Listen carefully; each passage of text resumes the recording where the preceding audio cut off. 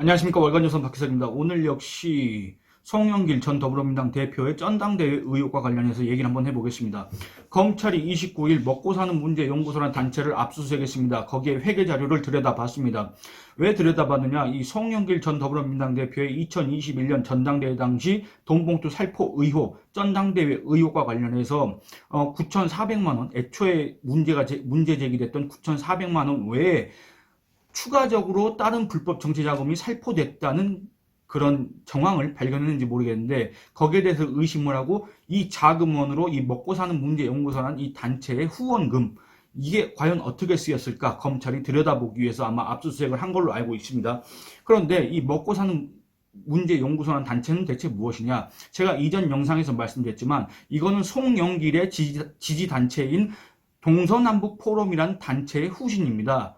그런데 이 압수수색과 관련해서 29일 송영길 측이, 송영길이라는 사람이 직접 얘기한 거 아닙니다. 송영길 측이란 그 관계자가 등장해가지고 이 언론에다가 그거 송영길과는 전혀 무관한 단체다 이렇게 주장을 했습니다. 먼저 그 보도 내용을 한번 읽어드리겠습니다. 29일 오후에 나온 기사입니다. YTN 걸 뽑아갖고 왔는데 제목은 이렇습니다. 송영길 측 검 압색 대상 과거 후원 조직 송과 무관, 이렇습니다. 기사 내용은 이렇습니다. 송영길 전 더불어민주당 대표 측은 검찰이 전당대회 돈봉투 의혹으로 압수수색에 나선 과거 후원 조직 먹고 사는 문제 연구소는 현재 송 전 대표와 아무 관계가 없다고 주장했다. 송 전 대표 측 관계자는 YTN과의 통화에서 검찰이 경선 자금을 조달한 것으로 의심하는 해당 조직은 과거엔 지지자 그룹이었지만 송 전 대표는 한 푼도 받은 적이 없다는 입장이라고 말했다. 이어 조직이 사단법인으로 전환됐을 때, 여기가 중요합니다. 잘 들어주시기 바랍니다. 이어 조직이 사단법인으로 전환됐을 때 직접적인 인연을 정리해 지금은 특별한 관계가 아니지만 어찌됐든 검찰 강제 수사로 해를 주게 된 것 같아 송 전 대표가 미안해하고 있다고 전했다. 이렇게 얘기를 했습니다. 다시 한번 말씀드리면 송영길은 이 해당 조직과 지금 현재 무관하고 이 해당 조직이 사단법인으로 전환했을 때 직접적인 인연을 정리해 지금은 특별한 관계가 아니다. 이렇게 얘기를 했다는 거 아니겠습니까? 분명히 이건 제가 지어낸 얘기가 아닙니다. 분명히 언론 매체와의 통화에서 송영길 측 관계자가 이렇게 얘기를 한 겁니다. 그러면 제가 이거에 대해서 검증을 한번 해보도록 하겠습니다.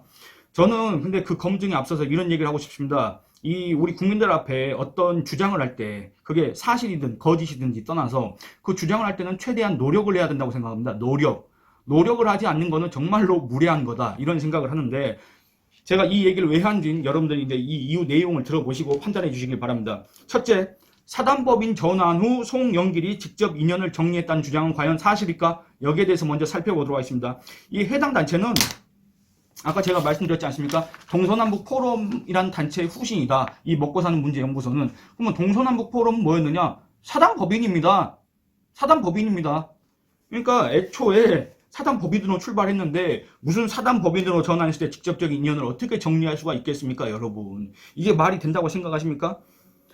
그리고 최대한 송영길 측 주장에 정말 우호적으로 해석해가지고 이 동서남북 포럼의 후신인 먹고 사는 문제 연구소, 이 연구소 이름을 바꿨지 않습니까? 그 단체의 명칭을 개칭한 뒤에 인연을 정리했다 는 게 바로 송영길 측 주장이다. 이렇게 이해를 한번 해보겠습니다. 그런데 그렇다고 해도 그 주장은 사실과 다릅니다. 왜냐하면 해당 단체는 2015년 9월 15일 사단법인 동서남북 포럼에서 사단법인 먹고 사는 문제 연구소로 이름을 바꿨습니다. 그리고 등기를 그렇게 했습니다. 9월 15일. 그런데 그때 당시에 이 해당 단체의 대표가 누구였느냐, 이사장이 누구였느냐, 바로 송영길입니다. 이 해당 단체의 등기부 등본을 떼보면은 이 송영길은 2015년 8월 7일부터 2016년 12월 7일까지, 그러니까 1년 4개월 동안 해당 단체의 이사장으로 있었습니다. 대표자로 활동을 했습니다. 그러니까 사단법인 먹고 사는 문제 연구소가 출범한 이후에도 송영길이라는 사람은 1년 3개월 동안 이 해당 단체의 이사장, 대표자로 활동을 했다, 이겁니다. 그런데 사단법인으로 전환한 뒤에, 애초에 사단법인으로 전환한 일도 없지만 먹고 사는 문제 연구소로 출범한 이후에 확대 재개편한 이후에도 그 단체의 대표자는 송영길이었다, 이겁니다. 이건 제가 지어낸 얘기가 아니라 바로 이 등기부 등본에 나와 있는 내용이다, 이런 얘기를 하고 싶습니다. 또 이 송영길이라는 사람이 2016년 12월 7일 날 이사장에서 사임을 했지 않습니까? 그러면 그 이후에는 정말 인연이 끝난 것인가? 그렇지 않습니다. 그 이후에 송영길이라는 사람은 이 해당 단체의 고문으로, 회원으로 계속 있으면서 고문으로 활동을 했습니다. 최소한 이 사람이 작년 12월 프랑스로 출국하기 전까지는 이 해당 단체의 고문으로 활동을 한 그런 기록들이 있습니다. 송영길 전 더불어민주당 대표가 더불어민주당의 대표가 된 다음에 이 해당 단체 먹고사는 문제 연구소의 소장이 영상을 찍었습니다. 이 영상을 통해서 어떤 얘기를 했느냐, 송영길의 영상을 띄웠습니다. 그러고 뭐라 그랬냐, 송영길의 더불어민주당 당선 소식을 전하면서 열렬히 성원한다 이렇게 밝혔습니다. 아무런 관계가 없는 조직인데, 아무 관련이 없는 단체인데, 송영길의 지지 모임이 아닌데 뭐 하려고 송영길의 당선 소식을 영상까지 이렇게 띄워가면서 전하면서 열렬히 성원한다고 합니까? 안 그렇습니까? 이 단체가 대체 뭐 하는 단체입니까? 그렇지 않습니까? 그 하나는 우리 연구소의 고문이신 송영길 의원께서 집권민주당의 당대표가 되신 것입니다. 지난 5월 9일 민주당에서 송영길 의원이 당대표로 선출되었는데, 당시만 하더라도 민주당은 국민들의 매서운 비판과 질책에 직면해 있었습니다. 그러나 지난 4개월 동안 송영길 당대표가 사과할 것은 사과하고 인정할 것은 인정하고 고쳐야 될 것은 고치겠다는 꾸준한 자세를 견지함으로써 민주당에 대한 국민들의 신뢰가 완전히 회복된 것은 아니지만, 이제 떠나가던 분들이 그래도 다시 한번 민주당을 쳐다보는 그런 정도의 반전은 이루어졌다고 생각합니다. 우리 연구소의 공무원이신 송영길 당대표님의 활동에 열렬히 성원을 보내드립니다. 그리고 이들 단체는 지난해 9월, 2022년 9월 이런 공지를 했습니다. 어떤 공지였냐면, 송영길 전 더불어민주당 대표가 연구소 활성화를 위해서 실질적인 역할을 하기로 했다고 밝혔습니다. 그러면서 많이 성원해달라고 또 부탁을 했습니다. 회원들한테. 회원이 몇 명이나 있는지 잘 모르겠지만, 그 활동하는 회원이 있는지 모르겠지만, 어쨌든 회원들한테 많은 성원을 부탁한다는 취지로 이렇게 밝혔습니다. 또 이들 단체는 송영길이라는 사람이 지난해 12월에 프랑스로 출국을 했지 않습니까? 그 출국하기 전에 환송회를 한다고 또 했습니다. 그 일시와 장소는 그 일시는 언제냐면 작년 11월 23일 오후 6시, 장소는 여의도 CCMM 빌딩 12층 컨벤션 홀입니다. 여기에서 송영길 환송회를 한다고 이렇게 밝혔었습니다. 이래도 이 먹고사는 문제 연구소가 송영길과 무관한 단체입니까? 이래도 송영길은 사단법인으로 전환한 이에 직접 인연을 정리하고 지금은 특별한 관계가 아니라고 주장할 수가 있겠습니까? 여러분들 여기에 대해서 어떻게 생각하십니까? 두 번째, 이 먹고사는 문제 연구소의 이 사진을 봤습니다.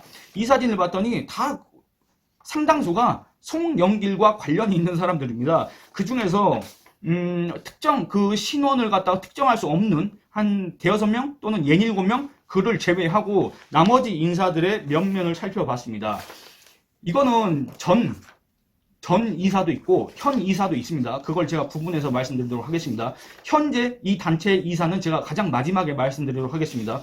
이 단체의 이사였던 박모 씨, 이 사람은 열린우리당 계양을 당협위원장이었습니다. 그리고 공모 씨, 이 사람은 민주당 인천시당 당직자였습니다. 그리고 송영길이라는 사람이 인천시장으로 있을 때 인천대 교무과장으로 이렇게 임명을 한 사람입니다. 또 장모 씨, 노무현 당시 한국난방공사 감사를 지냈고, 전라남도 도의원을 지냈고, 농업기반공사 감사를 지냈고, 민주평통 상임위원을 지냈습니다.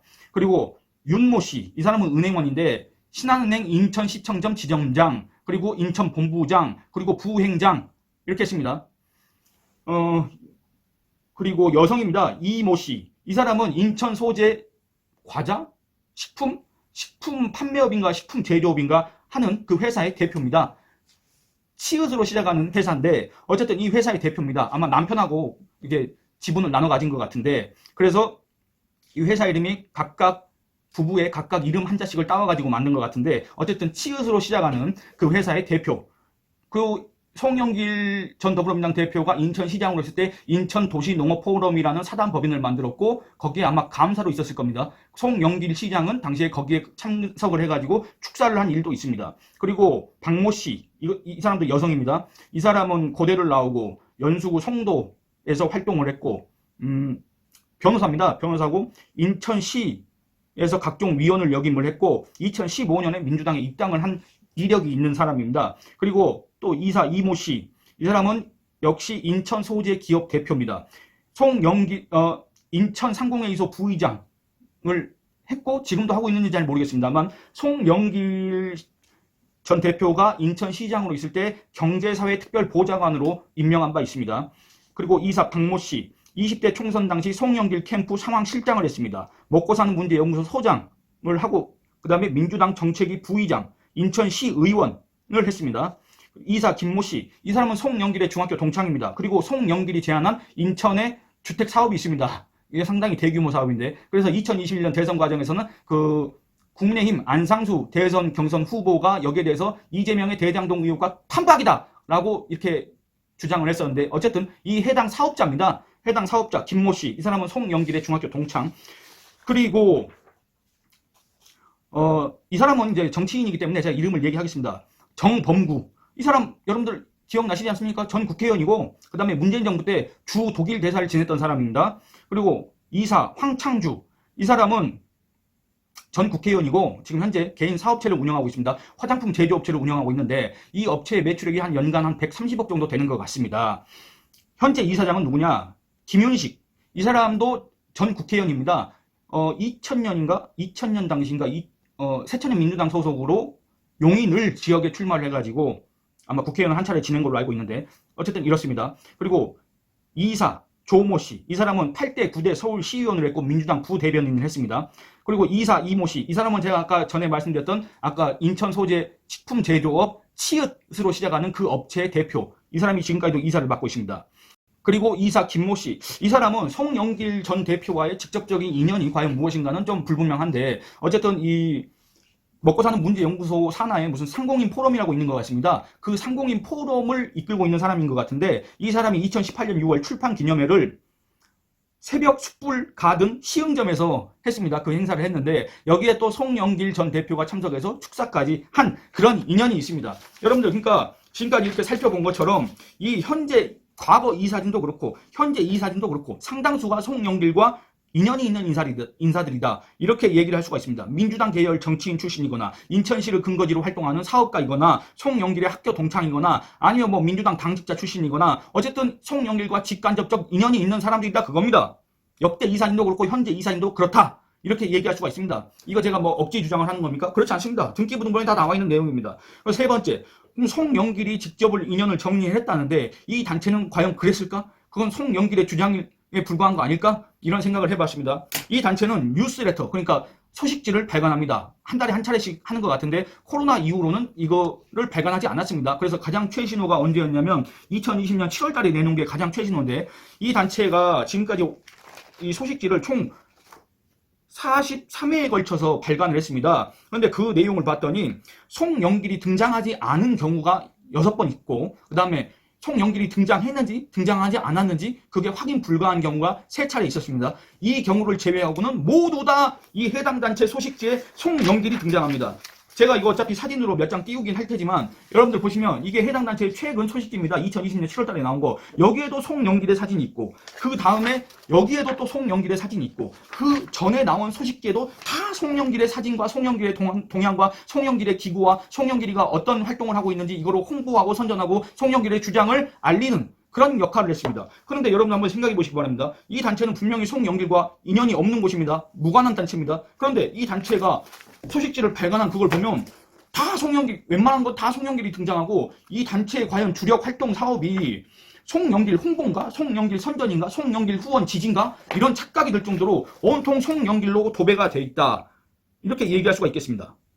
그러니까 이런 것들을 보면 과연 먹고사는 문제연구소, 검찰이 송영길의 불법 자금 저수지 또는 불법 정치자금 자금원으로 의심하고 압수수색을 당한 먹고사는 문제연구소가 송영길이라는 사람과 정말 관련이 없는 단체라고 여러분들 생각이 되십니까? 여러분들의 의견을 한번 물어보고 싶습니다. 오늘 이만 줄이겠습니다. 감사합니다.